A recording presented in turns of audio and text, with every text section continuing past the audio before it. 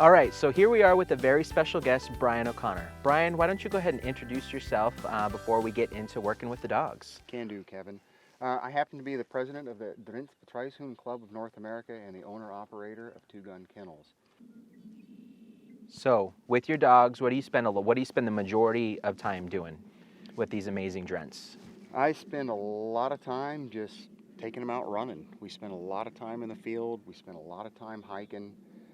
During hunting season, I spend 30 to 50 days out working the dogs, hunting birds. And then in the off season, we spend, generally speaking, at least one day every weekend out for 2 to 6 hours hiking, just keeping the dogs in shape. So, would you say that a lot of these dogs that you're working with on a consistent basis would be equivalent to an elite level athlete? Absolutely. Using my GPS collar, Booker, the dog that we have with us today, his single greatest day in the field, he covered just short of 35 miles.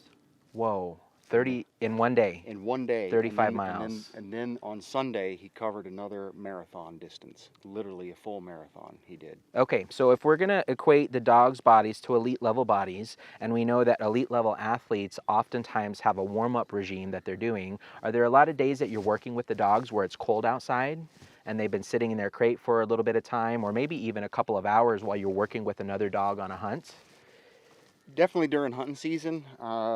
Typically, we don't see a lot of problems getting started in the morning, but typically after a long day in the field, getting them put away, and then typically we really see they'll be bunched up when you get home. Yeah.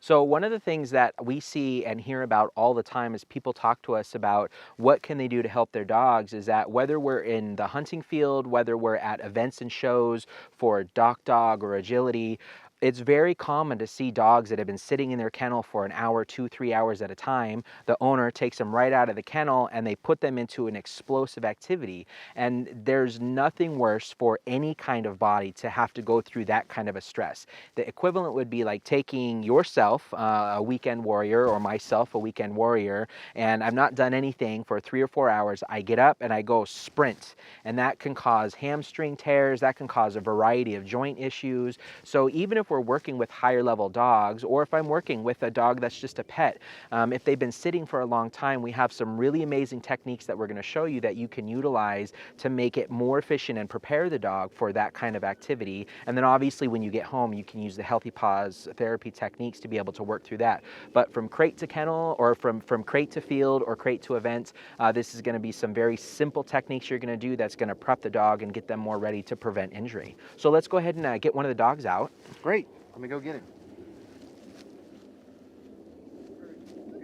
All right, so now that we have Booker out of the kennel, you can do this with the dog sitting, you can do it with the dog standing. We happen to have him laying down right at the moment. So what we're gonna do is we're gonna work through the shoulder, the front, and then the rear. So Brian, what we're gonna do with these techniques, again, and we're not gonna spend a lot of time, it's just gonna be simple, it's gonna be quick to just make sure that the layers of tissue are moving around like they're supposed to be moving, and then we can get him in the field and active. So what we're gonna do is we'll just have him lay right here, Booker stay, and then we're going to work through this tissue. Again, the rule number one is that what we're doing is slow. In order to change the fascial tissue, we have to be going at that sticker slow pace, okay?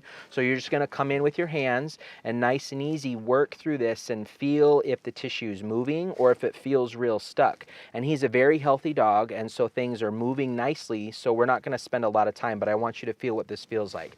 So you're just going to come in around this shoulder, and you're just going to start to move this tissue around, and if you find a spot that feels like it's kind of stuck, that's where you're going to spend a little bit more time and moving that tissue so it starts to open up. So go ahead and you can step in right there and start to work that tissue with both hands, because he's a large dog, so we're going to use both hands. Okay, Kevin.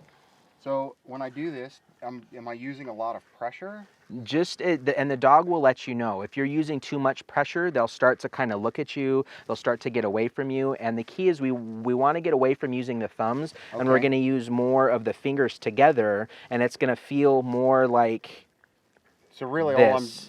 all I'm feeling for is the skin sliding over the muscle more than anything else. Correct, but then that same sliding mechanism should be happening with all of the layers of the muscle. So it's not just the skin. Because he's a nice healthy dog, this sliding that you're feeling is happening at all of the different layers of the muscle all the way towards the bone. So then if we move to the rear, it's going to be very, very similar to that, to where, again, we have a nice large dog. If I had a little Chihuahua, I can get away with using one hand. But since Booker is a nice large dog, we're going to come in with both hands and nice and easy. Now there's some spots in here that I can feel that are a little more stuck than that front end. And Booker is 8 years old. He's 6. Oh, he's 6. So he's kind of getting up there in regards to activity for a larger dog. So we can feel a couple of spots. And if you put your hand right here, if we just real slow move up and down right here, feel how that spot's a little on the stuck side. And he's starting to let us know that there's something right there. So we're going to lighten our pressure a little bit.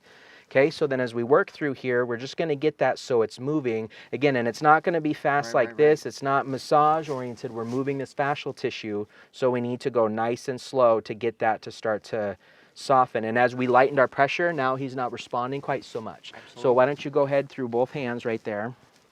A little slower than that. There's your sticker slow speed that you're looking for. And again, in the field, getting your dog ready for competition out in hunting or with hunting out in the field or at an agility trial or anything that you're doing, it only takes a few minutes to work the front and the rear. You can work along the spine as well if you know your dog has a very stiff spine. You can take these techniques, put them into play in a very short time period, and it's going to have a dramatic impact for injury prevention, the longevity of your dog being able to compete in all of these wonderful events, and you guys are going to have a tremendous partnership. So thank you very much, Brian. What do you think about those techniques? Thank you. I could already feel a small difference just in that few, like the minute that I got to just gently rub. You could feel the difference. And that's how quick this therapy can be.